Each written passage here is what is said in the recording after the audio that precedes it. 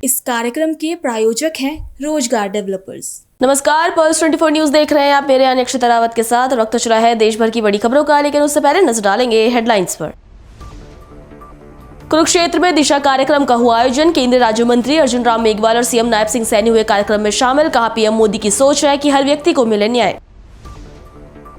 America Israel बनाम Iran युद्ध पर बोली प्रियंका चतुर्वेदी। कहा, जनता पर बेहद गंभीर पड़ेगा इसका असर। किसी भी देश की ओर से नहीं हुई है कोई भी शांति पहल। पश्चिम बंगाल चुनाव में ऑल इंडिया मजलिस से इत्तेहादुल मुस्लिमीन की हुई एंट्री। किया गठबंधन का ऐलान। ओवैसी ने की हुमायूं कबीर की पार्टी से गठबंधन की घोषणा। लखनऊ में सपा प्रमुख अखिलेश यादव का बीजेपी पर निशाना। ममता बनर्जी की सरकार को ही चुनेगी जनता। सीएम ने हर स्तर पर पश्चिम बंगाल के लिए किया काम। तुम दोनों की मेहनत बहुत रंग लाई है बेटा, घर बहुत सुंदर बना है। ये मेरे पापा का घर। पता है, देख तेरे पापा की नेम प्लेट अपने हाथों से लगाऊंगा। नेम प्लेट तो लग चुकी पापा।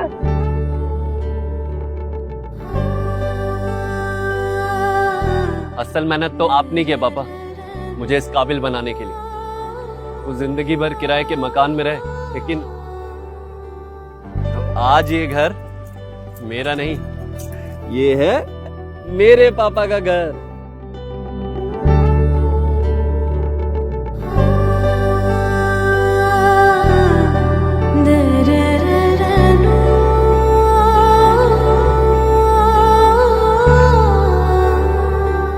उड़ान सपनों की, आंगन खुशियों का और साथ सकर्णी का।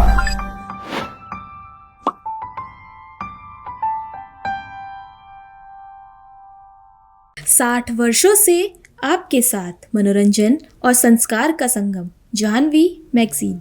चलिए अब देखते हैं खबरें विस्तार से। हरियाणा की कुरुक्षेत्र यूनिवर्सिटी में भारत सरकार की तरफ से क्षेत्रीय कार्यक्रम सह कार्यशाला का आयोजन किया गया। इसमें सीएम नायब सिंह सैनी मुख्य अतिथि थे और केंद्रीय राज्य मंत्री अर्जुन राम मेघवाल ने भी कार्यक्रम की अध्यक्षता की। इससे पहले दोनों नेताओं ने दिशा जागरूकता वैन को हरी झंडी दिखाकर रवाना किया। कार्यक्रम में टेलीलॉ स्कीम का लाभ लेने, रजिस्ट्रेशन करने वाले सीएससी संचालक और निःशुल्क राय देने वाले वकीलों से सीएम और केंद्रीय मंत्री ने संवाद भी किया, जहां सीएम सैनी ने कहा कि दिशा के तहत 3 प्रमुख कार्यक्रम मिलकर न्याय व्यवस्था को सरल बना रहे हैं। साथ ही टेलीलॉ के जरिए नागरिकों को निःशुल्क सलाह भी उपलब्ध कराई जा रही है। कुछ जो हमारे क्रांतिकारी भाई हैं जो बड़ा काम कर रहे हैं, उनका सहयोग भी देना चाहिए। ये बोलने वाले ये हमारे अरविंद घोष थे।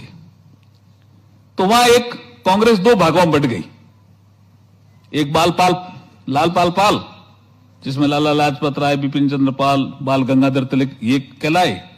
एक उदारवादी कांग्रेस जिसने कहा नहीं, ज्ञापन ही देंगे हम ये इस तरह की कोई बात नहीं करेंगे, जैसे कांग्रेस परेशानी में आए। लेकिन अरविंद घोष पेपर पढ़ने वाले थे।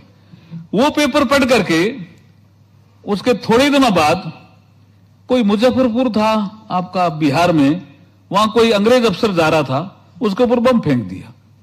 तो वो जो आदमी था वो दौड़ के कोई पटना आया होगा, तो वो चाय पी रहा था, तो उसने ऐसे चाय पीने वाले के साथ बात की तो पकड़ में आया कि कोई बम फेंक आया। तो वहीं कोई खड़ा था पुलिस वाला आदमी, उसको पकड़ लिया और उसके हाथ में जो एक थैला था उसमें एक अरविंद घोष ने जो आर्टिकल लिखा था उसकी प्रति थी और उसमें अरविंद घोष को फंसा दिया। अलीपुर द्वार केस में अरविंद घोष फंस गए, जेल चले गए। और जेल में वो, अब जो जेल के अनुभव हुए वो आध्यात्मिक नगरी, आध्यात्मिक कुरुक्षेत्र, इसलिए वो तो आपको जानकारी है कि यहां किस तरह की ये आध्यात्मिक और नगरी है जहां हम ये बोल रहे हैं। तो वहां भी अरविंद घोष जो है वो जेल में भगवान कृष्ण की गीता, उसका मर्म, क्योंकि वो अधिकतर तो इंग्लैंड में पढ़े, वो तो अच्छी तरह से बंगाली भी नहीं जानते थे, तो एकदम से चेंज हो रहे थे। उसी बीच में एक समाचार छपा, यहां प्रो बोनो का एक मजबूत केस आपको मैं बता रहा हूं, जो एडवोकेट हैं उनके ध्यान में आना चाहिए। सीआर दास एक प्रसिद्ध वकील थे कलकत्ता हाईकोर्ट के, चित्तरंजन दास, उन्होंने अखबार में पढ़ा कि अरविंद घोष को फांसी हो जाएगी। करीब करीब बहसें हो गई है, ट्रायल हो गई है और फांसी हो रही है। तो उन्होंने सारे अपने प्रोग्राम छोड़े और कोर्ट में चले गए। कौन? अरविंद, ये सीआर दास। कोर्ट में गए तो वहां जो जज था वो भी ब्रिटिशर्स था, अंग्रेज था। वो पूछता है सीआर दास से, आप किस हैसियत से यहां आए? उन्होंने कहा मैं एक प्रो बोनो केस लड़ने आया हूं, क्या मैं किसी का फ्री में मुकदमा नहीं लड़ सकता? उसने कहा नहीं, लड़ तो सकते हो, लेकिन कोई कहेगा तो सही कि मेरी तरफ से यह मुकदमा लड़ेगा। आप किसकी तरफ से पेश हो रहे हैं? आप तो बहुत प्रसिद्ध वकील हैं। मैं कहा हाँ, मैं प्रसिद्ध वकील हूं, मैं अरविंद घोष की ओर से पेश हो रहा हूं। तो अरविंद घोष भी वहीं खड़े थे। अब वो ब्रिटिशर जज, उसने पूछा आपने वकील किया? बोला मैंने कोई वकील नहीं किया। बोला सीआर दास आपकी तरफ से आए? बोला नहीं, मैंने कोई वकील नहीं किया। उस परिस्थिति में सीआर दास कहते हैं किसको? जज को, कि न्याय तक पहुंचना आपकी जिम्मेदारी है या नहीं है? बोला हाँ, न्याय तक पहुंचने की तो मेरी जिम्मेदारी है। तो न्याय तक पहुंचने के लिए मेरे तर्क आपके काम आएंगे। इन्होंने वकील किया या नहीं किया वो अलग बात है, लेकिन मैं इनकी तरफ से पेश हो रहा हूं और प्रो बोनो पेश हो रहा हूं। ये pro bono concept privy council और इंग्लैंड से थे, हमारे यहां तो संस्कृति में रचा बसा है जी। हमारे यहां तो पंच परमेश्वर में लोग फैसला करते थे, कोई पैसा लेते थे क्या आपसे? फ्री में ही लड़ते थे ना, अपना समय भी खराब करते थे, खेत का काम भी नहीं करते थे, कहीं पंचायती करने जा रहे हैं। वो क्या था? प्रो बोनो ही था, लेकिन नाम उन्होंने दिया प्रो बोनो। ये लैटिन टर्मिनोलॉजी होगी, शायद लीगल टर्मिनोलॉजी समझने वाले जानते हैं, लेकिन उन्होंने कहा मैं प्रो बोनो के रूप में आया हूं। तो ब्रिटिशर जज था, वो प्रो बोनो समझ गया। उसने कहा ये तो फ्री लड़ने के लिए आया है और सेवा करने के लिए आया है, उसको कैसे मना करें? और न्याय तक पहुंचना आपकी जिम्मेदारी बोला है, तो मैं मेरे तर्क रखना चाह रहा हूं इस अरविंद घोष के पक्ष में। वो एक कविता लेके गए थे जो अरविंद घोष ने 12 साल की उम्र में लिखी थी, जज साहब को दी उन्होंने। ये पोइट्री है इंग्लिश में। बोला है you are also Englishman? बोला यस।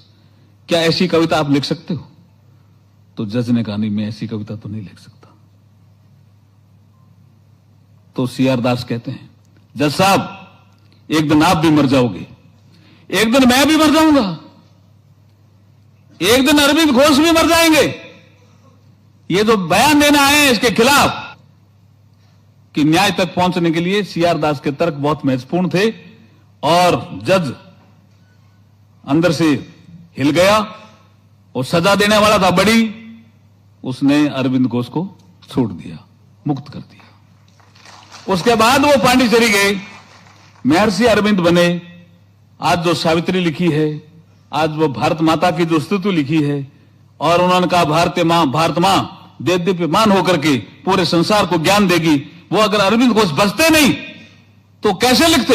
इसलिए प्रो बोनो एडवोकेट जो भी होता है वो भगवान के समान होता है भाई साहब। उसके लिए जोरदार आप ताली बजा सकते हैं। यहां जो आप प्रो बोनो एडवोकेट बैठे हैं, कुछ संख्या बढ़ाइए, सेक्रेटरी साहब कुछ और संख्या भी बढ़ाइए। कुछ प्रो बोनो करने के लिए तैयार होंगे कुछ एडवोकेट, थोड़ी संख्या आप हरियाणा में बढ़ाइए। हरियाणा तो वैसे भी इस लाइन में आगे रहता है। तो ये दोनों कंसेप्ट आपके समझ में आए, एक तो टेली लॉ और एक प्रो बोनो। समझ में आया या नहीं आया? अब एक हमारे ये जो संदीप चरखे दादरी वाले बैठे हैं, इनके लिए मैं कुछ कहना चाहूंगा। ये घर तो नहीं बसा पाए, लेकिन पत्नी क्या कर रही है भैया अभी आजकल आपकी? आपने शादी दूसरी कर ली कि नहीं करी? उन्होंने सर है? उन्होंने दूसरी शादी कर ली विदाउट। और आपने? मुझे अभी डिवोर्स नहीं हुआ सर, अभी बाकी है मामला ना। हाँ जी। तो प्रो बोनो पूरा करना पड़ेगा भाई थोड़ा आगे। चलो बैठिए, मैं थोड़ा एक ये जगह जो है मैं थोड़ा 5 मिनट और ले लूं सीएम साहब। थोड़ी जगह ये अलग है, ये कुरुक्षेत्र विश्वविद्यालय है, यहीं पे शायद जगजीत सिंह जी ने कोई गजल गाई होगी जिसके कारण वो इतने गजल सम्राट बने। तो उनकी याद में कुछ मुझे करना है क्या? कुछ इनके घर में तो सीएम साहब के घर में तो कबीर के लिए कुछ करना है, वो जब अरेंज करेंगे तब करेंगे। अभी मैं गजल के लिए कुछ कर रहा हूं, ठीक है? आपकी अनुमति है इस साथ? अच्छा, आपकी अनुमति है तो मैं कुछ करता हूं। देखिए ये बहुत अच्छे, हमने इनके सुझाव भी सुने, प्रतिक्रिया भी, संदीप हो चाहे सतीश हो। अब बाइक चोरी में 70,000 रुपये मिल जाना बड़ी बात है ना। और आशा ये कह रही है कि सास ससुर को पता ही नहीं था कि पेंशन में आपका भी हिस्सा है। ये कितनी बड़ी बात सास ससुर को पता चली। सोनू बाला तो जैसे ऐसे बोल रही थी जैसे कोई अगली बार कोई टिकट देने का बारी आएगी तो टिकट भी दे सकते हैं।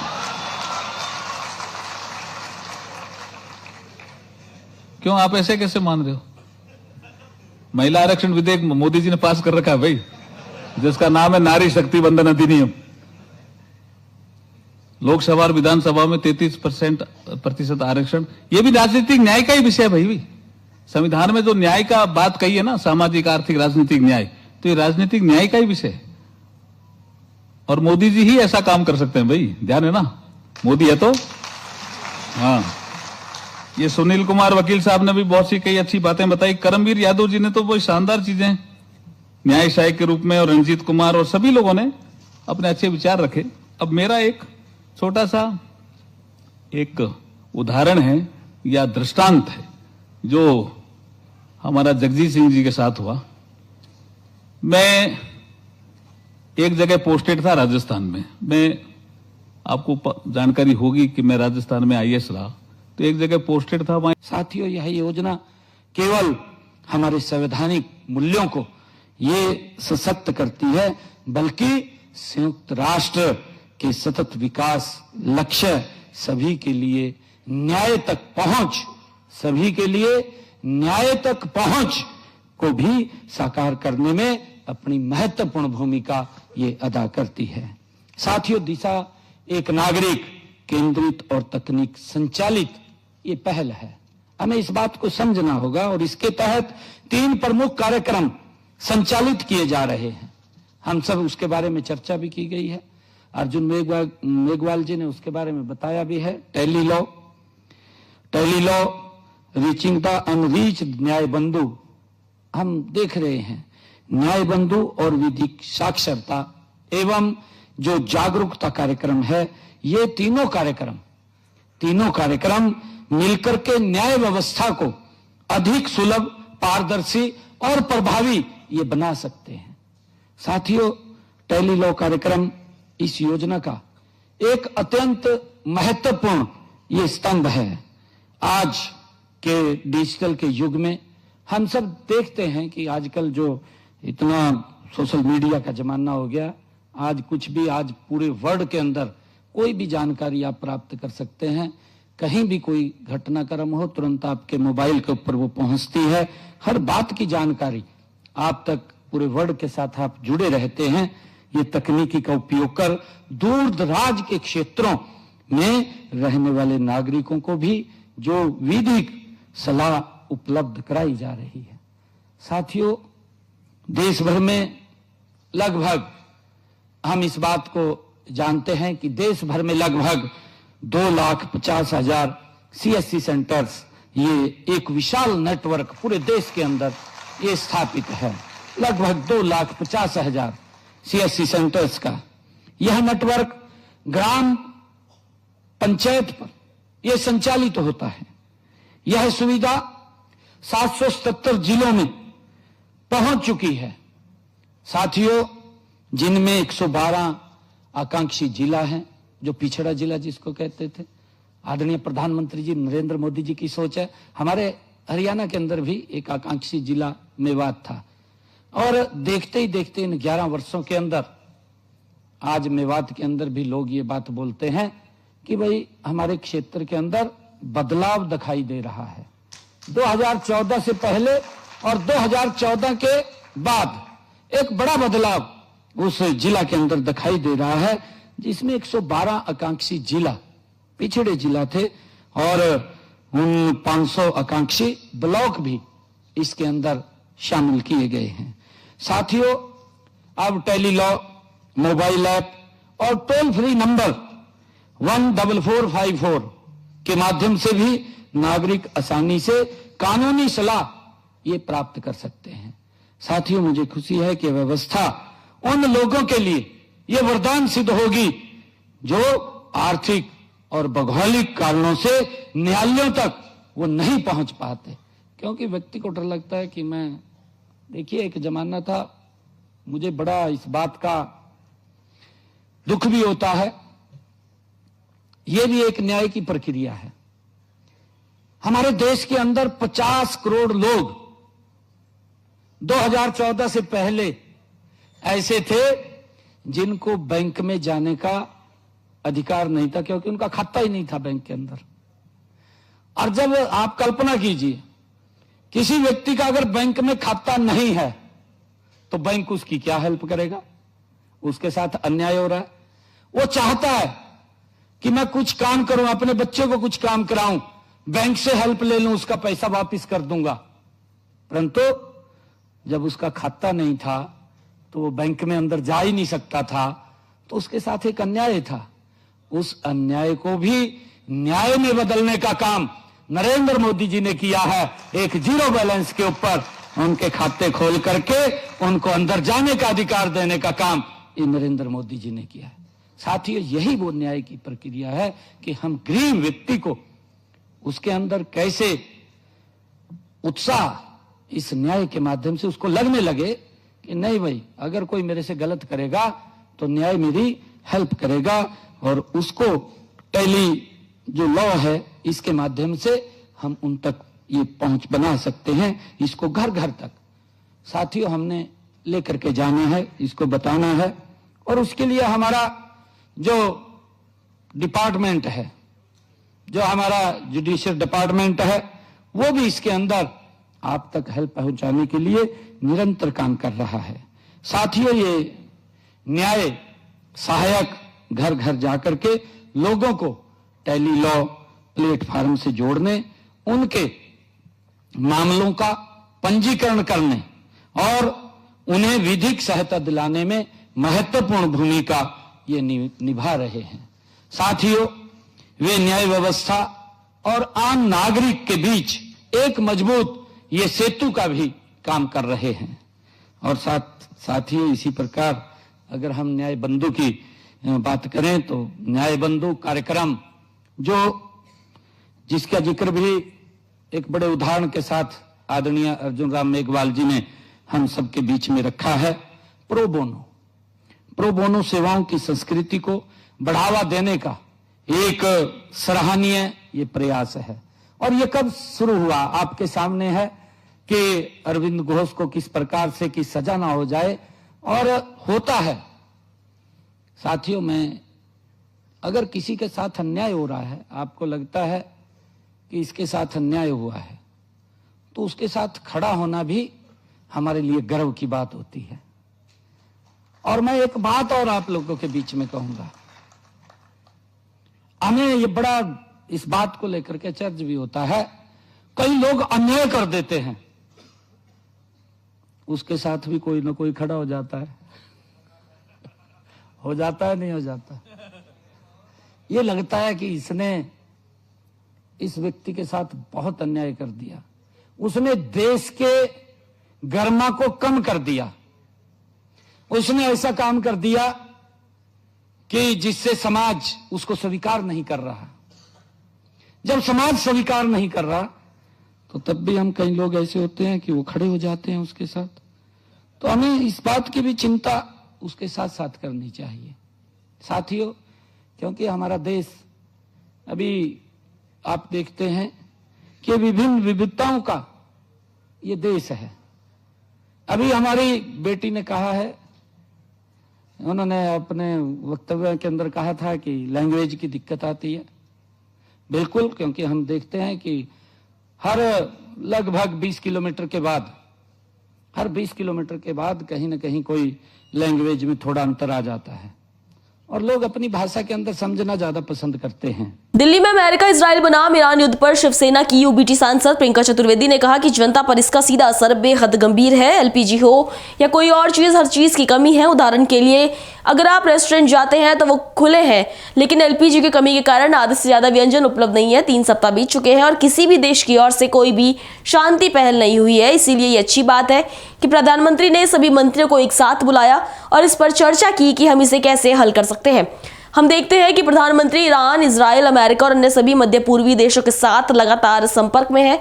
इसलिए बेहद महत्वपूर्ण है, हमें उन सभी को बताना होगा कि इसका असर सिर्फ भारत पर नहीं बल्कि पूरी दुनिया पर पड़ रहा है। कुछ चुनिंदा देश हमले कर रहे हैं और इसके कारण पूरा देश और दुनिया भुगत रही है। इसके साथ ही प्रियंका चतुर्वेदी ने पश्चिम बंगाल विधानसभा चुनाव पर भी अपनी प्रतिक्रिया दी। बिल्कुल गंभीर हैं, जनता पे असर पड़ रहा है, किल्लत हो रही है, एलपीजी की हो, बाकी सारी चीजों की हो। जैसे रेस्टोरेंट्स हैं, आप रेस्टोरेंट में जाएंगे, रेस्टोरेंट्स खुले हैं पर आधे से ज्यादा आइटम्स मिसिंग हैं क्योंकि शॉर्टेज पड़ रही है एलपीजी की। और तीसरा हफ्ता हो गया है लगातार और किसी तरीके का पीस इनिशिएटिव्स नहीं दिख रहे हैं, कोई भी तरफ से कोई बातचीत भी नहीं हो रही है। तो ये अच्छी बात है, ये अच्छी पहल है कि प्रधानमंत्री जी ने सारे मंत्रियों को बुलाकर उसका ब्यौरा लिया है कि कैसे हम कर सकते हैं। और प्रधानमंत्री हम देख रहे हैं कि लगातार ईरान के संपर्क में हैं, इजरायल के संपर्क में हैं, यूएस के संपर्क में हैं, बाकी सारे मिडिल ईस्ट नेशंस के संपर्क में हैं। तो ये बहुत महत्वपूर्ण है। कहीं ना कहीं हमें उनको सभी को बताना होगा कि ये सिर्फ इंडिया पे ही इम्पैक्ट नहीं हो रहा है, दुनिया भर में इम्पैक्ट हो रहा है। कुछ चुनिंदा देश हैं जो वॉर कर रहे हैं और जिसकी वजह से पूरे देश को, दुनिया को खामियाजा भुगतना पड़ रहा है। तो कहीं ना कहीं उस पर रोक लगाने की जिम्मेदारी सभी देशवासियों, दुनिया की बनती है। कहना है कि पश्चिम बंगाल जीतने के बाद ही वो दिल्ली आएंगे चुनाव करने के लिए, तो क्या ये सीधे राष्ट्रीय राजनीति में सीधी टक्कर देने की बात कर रही है? अच्छी बात है कि जिस तरीके से उन्होंने वेस्ट बंगाल में अपना तृणमूल का परचम लहराया है, जो एक ऑपोजिशन होना चाहिए भारतीय जनता पार्टी के खिलाफ, उन्होंने वो जीता है। एक बार नहीं, दो बार नहीं, तीसरी बार जीतने जा रही हैं। तो अगर इसके बाद हम देख रहे हैं कि जो इंडिया अलायंस को मजबूत करने की बात है, राष्ट्र के पॉलिटिक्स में भागीदारी लेने की जिम्मेदारी, अगर वो उस तरीके का संदेश दे रही हैं तो ये इम्पोर्टेंट संदेश है क्योंकि उनकी जो काबिलियत है वो देश ने देखी है। जम्मू कश्मीर सैयद अहमद खान और इकबाल को हटाने की सिफारिश की है, क्या लगता है ये सिर्फ एकेडमिक सुधार है या इतिहास को राजनीतिक नजरिए से बदलने की कोशिश? ये तो राजनीति के चलते है। मैं तो ये कहूंगी कि आने वाली, चलिए ये कॉलम ये इनके बारे में निकल भी जाए इतिहास के पन्नों से, ये आने वाली जम्मू की पीढ़ियों को हम क्या कहेंगे कि हमारे देश का विभाजन किसने किया। हर इतिहास की पन्नों पे हीरोज भी होते हैं, विलन्स भी होते हैं, और हीरोज की कहानियां तो खैर हम सभी जानते हैं, पर जो विलन हैं, जिन्होंने देश के खिलाफ काम किया, देश का विभाजन किया, वो बच्चों में पढ़कर ही उनको समझ आएगी कि कौन हमारे खिलाफ थे, किस वजह से आज वो बाउंड्रीज बनी हैं, किस वजह से आतंकवादी हमले जो लगातार हमारे देश में होते हैं पाकिस्तान से क्यों आते हैं।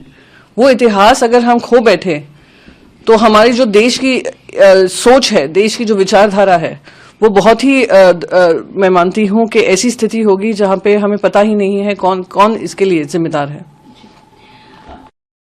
और टीएमसी उन पर आरोप लगा रही है कि बीजेपी के समर्थन से एआईएमआईएम फिर से आ रहा है मैदान में, तो क्या ये आरोप कैसे देखती है? नहीं, एमआईएम का रोल तो पूरे देश में ही सबको पता है कि जहां जहां भारतीय जनता पार्टी को मदद की जरूरत होती है वो स्पीड डायल पे अकबरुद्दीन ओवैसी जी को रखते हैं, तो वही स्पीड डायल का इस्तेमाल कर उनको बुलाया गया है। और खबर ये भी आ रही है कि हुमायूं कबीर के साथ वो लड़ाई अलायंस कर वो वेस्ट बंगाल में लड़ाई लड़ेंगे। तो मुझे कोई आश्चर्य नहीं हो रहा है कि जब बीजेपी अपने आप को संकट में पाती है तो अकबरुद्दीन ओवैसी की पार्टी को मैदान में लाती है। पश्चिम बंगाल में अगले महीने विधानसभा चुनाव होने वाले हैं। इससे पहले तमाम दलों की तरफ से अपनी तैयारियां पुख्ता की जा रही हैं। इसी कड़ी में असदुद्दीन ओवैसी की पार्टी एआईएमआईएम ने हुमायूं कबीर की पार्टी के साथ गठबंधन का ऐलान कर दिया है। असदुद्दीन ओवैसी ने घोषणा की है कि उनकी पार्टी विधानसभा चुनाव हुमायूं कबीर की आम जनता उन्नयन पार्टी के साथ गठबंधन में लड़ेगी। असेंबली के इंतखाबात होने जा रहे हैं और मजलिस इत्तेहादुल मुस्लिमीन ने ये फैसला लिया है कि मगरबी बंगाल में हुमायूं कबीर साहब की जो पार्टी है उनके साथ मजलिस इत्तेहादुल मुस्लिमीन एक अलायंस करेगी और मजलिस के उम्मीदवार उस अलायंस का हिस्सा बनकर हम मगरबी बंगाल के इलेक्शन में हिस्सा लेंगे। हमारी कोशिश यही है कि मजलिस इत्तेहादुल मुस्लिमीन को मजबूत किया जाए, हमारी आवाज़ को मजबूत किया जाए, हमारे नुमाइंदे मुल्क के कोने कोने में कामयाब होकर बेबाक तरीक़े से ऐवान असम्बली में गरीब और मज़लूम आवाम की आवाज़ को उठाए।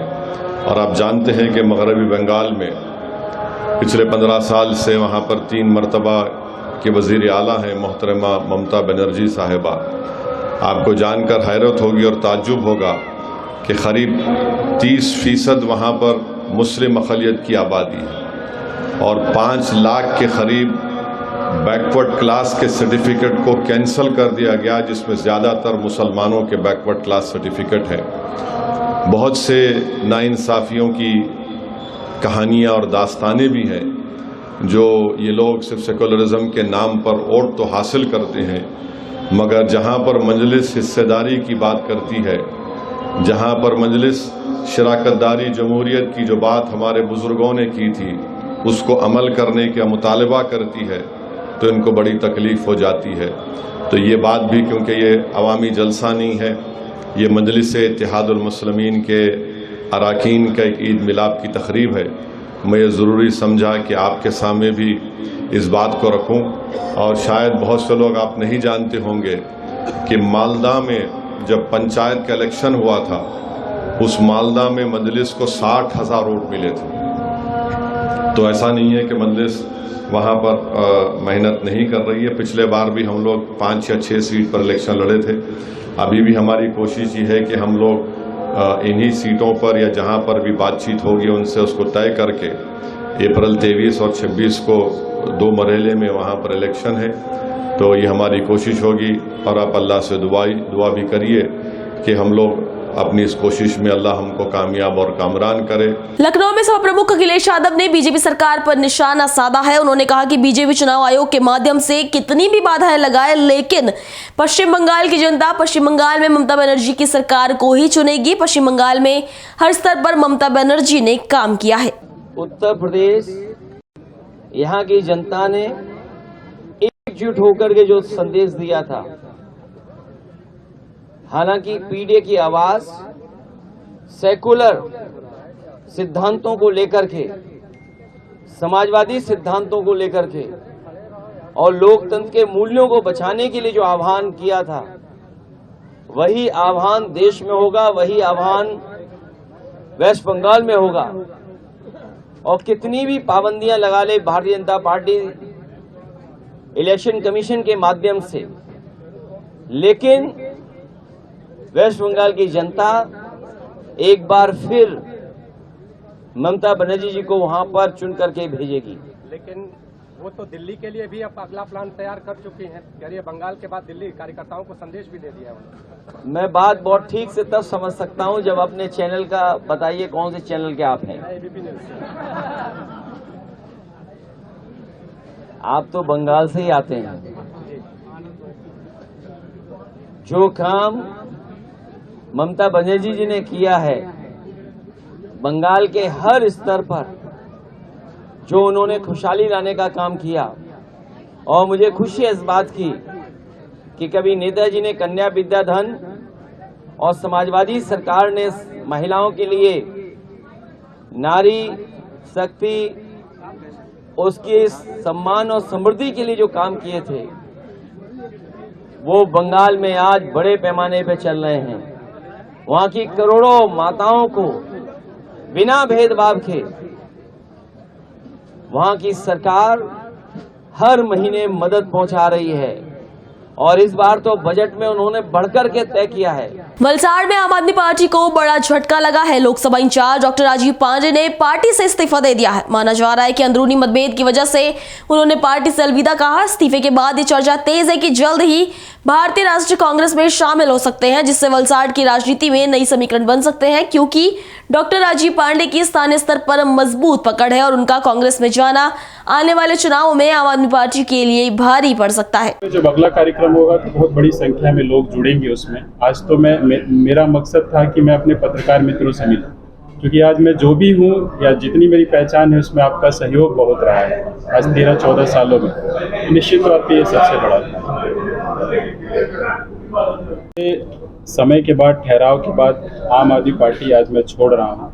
छोड़ने की वजह संगठन की कहीं न कहीं कुव्यवस्था कह सकते हैं आप। हमने कई बार पत्राचार करा प्रदेश के स्तर पे, जोनल स्तर पे, कि जिन साधनों की ज़रूरत हमको है, जो व्यवस्था हमें चाहिए, क्योंकि हमारा संघर्ष कोई सामान्य व्यक्ति विशेष से नहीं है। पूरा एक ऐसा तंत्र है जिसके खिलाफ हमें लड़ना है। तो जब यथोचित सहयोग नहीं मिला तो निश्चित तौर पे हमारे पास सिर्फ एक ही विकल्प था, हमारे पास एक ही रास्ता था कि हम स्थिति बदलें और कुछ और व्यवस्था बनाएं ताकि संघर्ष मजबूत हो और आगामी महानगर पालिका का जो चुनाव है उसके अंदर हम मजबूती से लड़ें और अपनी उपस्थिति मजबूती से दर्ज कराएं। क्या कोई पार्टी ज्वाइन करेंगे ऐसा कुछ? निश्चित तौर पे मैं सक्रिय राजनीति में रहूंगा, मैं पार्टी भी ज्वाइन करूंगा, आने वाले वक्त में खुलासा उसका करेंगे। आप अपने कार्यकर्ताओं के साथ दिल्ली में नेता प्रतिपक्ष आतिशी ने सरकार पर तंज कसा। आतिशी ने कहा कि विधानसभा के सत्र में पक्ष विपक्ष दोनों की भूमिका होती है, विपक्ष की भूमिका होती है सरकार को जनहित के मुद्दों के बारे में बताना, लेकिन बीजेपी ने पिछले 1 साल में विपक्ष की आवाज दबाने के अलावा कोई काम नहीं किया। ये कैसा लोकतंत्र है? वो विधानसभा का सत्र क्यों बुला रहे हैं जब विपक्ष को बोलने का मौका ही नहीं दिया जाता है? विधानसभा के सत्र में पक्ष और विपक्ष दोनों की भूमिका होती है। विपक्ष की भूमिका होती है सत्ता को आईना दिखाना, उनको जनहित के मुद्दों के बारे में बताना। लेकिन भारतीय जनता पार्टी ने पिछले 1 साल से विपक्ष की आवाज दबाने के अलावा कोई काम नहीं किया। जैसे ही विपक्ष के विधायक जनहित का कोई भी मुद्दा उठाते हैं तो उन्हें असेंबली से उठाकर बाहर कर दिया जाता है। यहां तक कि पिछले सेशन में आम आदमी पार्टी के 4 विधायकों को पूरे सेशन के लिए सस्पेंड कर दिया। पिछले 1 महीने से उन्हें विधानसभा परिसर के अंदर नहीं घुसने दिया, कमेटियों में भागीदारी नहीं करने दी, और अब कहा जा रहा है कि उनको बजट सेशन में भी भागीदारी नहीं करने दी जाएगी। ये कैसा लोकतंत्र है? अगर विपक्ष के विधायकों को विधानसभा के अंदर ही नहीं घुसने दिया जाएगा, बोलने ही नहीं दिया जाएगा, तो विधानसभा बुला क्यों रहे हैं? चला लें अपनी सरकार। क्यों बुला रहे हैं विधानसभा का सत्र, क्यों रख रहे हैं चर्चा, जब विपक्ष को बोलने का मौका ही नहीं दिया जाना? देखिए, सबसे पहला सवाल तो ये है कि जिस विधानसभा में बजट पेश होने वाला है उसके सदस्यों को आपने बाहर क्यों रखा हुआ है? क्या आधार है? क्या आधार है आपके पास 2 महीने से उनको विधानसभा के परिसर के अंदर भी नहीं घुसने देने का? तो आज आम आदमी पार्टी का पूरा विधायक दल एक साथ विधानसभा जाएगा, और अगर हमारे 4 विधायक साथियों को विधानसभा में नहीं घुसने दिया जाता तो हम सदन में भागीदारी नहीं करेंगे। वापी में जैन आचार्य देव यशोवर्मा सुरेश्वरी जी महाराज ने पांजरापोल यात्रा के दौरान विश्रांति की अपील की। उन्होंने कहा कि हिंसा से समस्याएं नहीं सुलझती हैं और सभी को अहिंसा और शांति का मार्ग अपनाना चाहिए, क्योंकि भारत एक शांति प्रिय देश है जो किसी को भी बचाने में विश्वास करता है। साथ ही कहा कि युद्ध में अनगिनत लोगों की जान जाती है और लहू की नदियां बहती है, जिससे हमारे हृदय को बहुत पीड़ा होती है। जिसके बाद उन्होंने युद्ध रोकने के लिए प्रार्थना करने का आह्वान किया और पशु सेवा में लगे लोगों को अपना आशीर्वाद दिया। अपील कराय जे माणसोए दिल ज खोई नाख्યું હોય એને આપણી અપીલથી અસર થાય એવું લાગતું નથી। છતાં પણ આપણે જે લોકોમાં દયા છે એ લોકોને એવું કહીએ કે આ ભયાનક જે વિનાશનું તાંડવ આ વિશ્વની અંદર ભયાનક તાંડવ રચાયું છે એની અંદર આપણી શક્તિ કદાચ કેટલી કામ લાગે એ આપણને પણ ખબર છે, પણ આપણે સર્વશક્તિમાન ઈશ્વરને પ્રભુને ચોક્કસ પ્રાર્થના કરીએ કે એ લોકોને પ્રભુ સદબુદ્ધિ આપો અને એ લોકોને મનમાં એવું આવવું જોઈએ કે આ હિંસાથી કોઈ દિવસ કોઈ કામ થયા નથી, કામ સુધર્યા નથી, ઉપરથી બગડ્યા છે। વિનાશ સિવાય આ યુદ્ધથી કોઈને કઈ ચીજ મળી જ નથી। જ્યારે જ્યારે વિનાશ થયો ત્યારે દેશનો વિકાસ અટક્યો છે, માનવજાતનો ત્રાસ વધ્યો છે અને એક એનાથી આગળ કહીએ તો ઇતિહાસ રક્તરંજિત બન્યો છે। એટલા માટે આ યુદ્ધો જેટલા બને એટલા જલ્દી અટકે એને માટે આપણે આપણા પ્રભુને પ્રાર્થના કરીએ।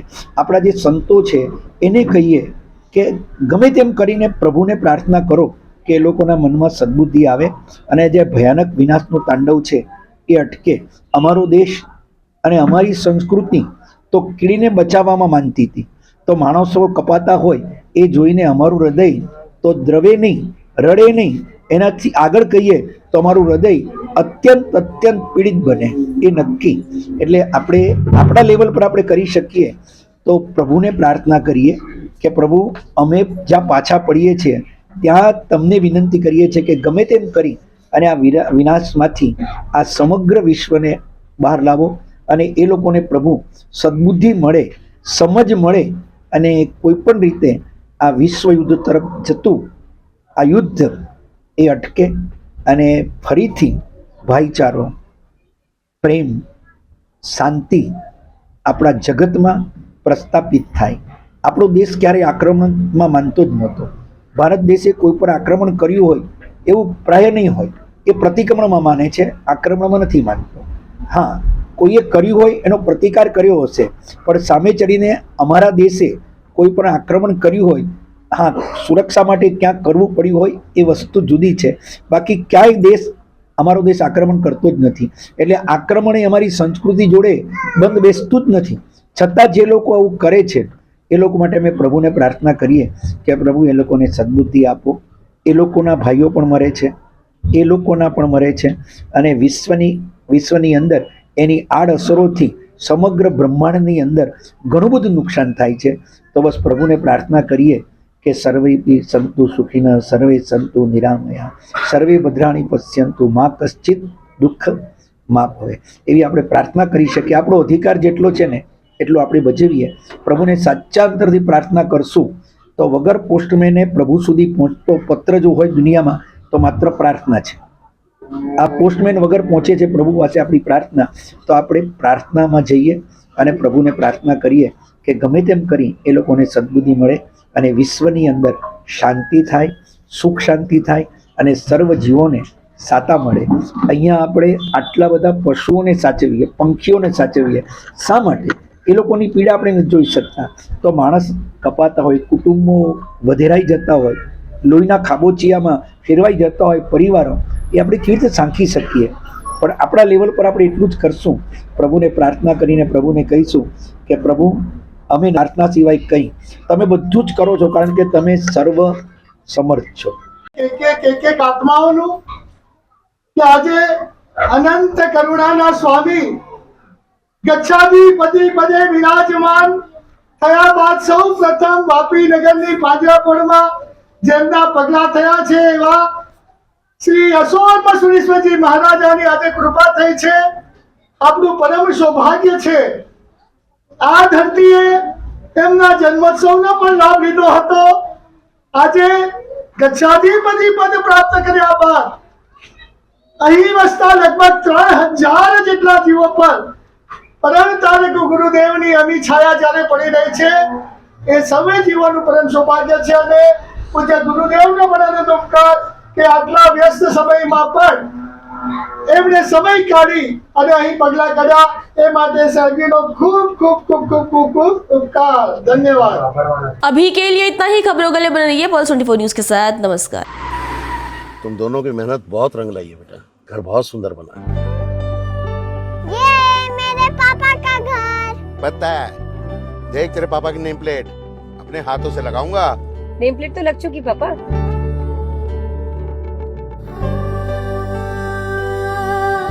असल मेहनत तो आपने की है पापा मुझे इस काबिल बनाने के लिए. वो जिंदगी भर किराए के मकान में रहे, लेकिन आज ये घर मेरा नहीं, ये है मेरे पापा का घर.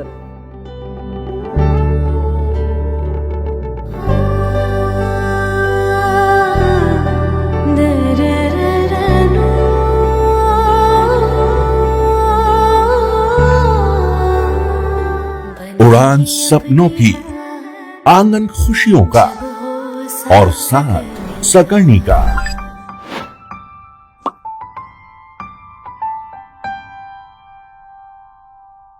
60 वर्षों से आपके साथ मनोरंजन और संस्कार का संगम, जाह्नवी मैगजीन. इस कार्यक्रम के प्रायोजक थे रोजगार डेवलपर्स.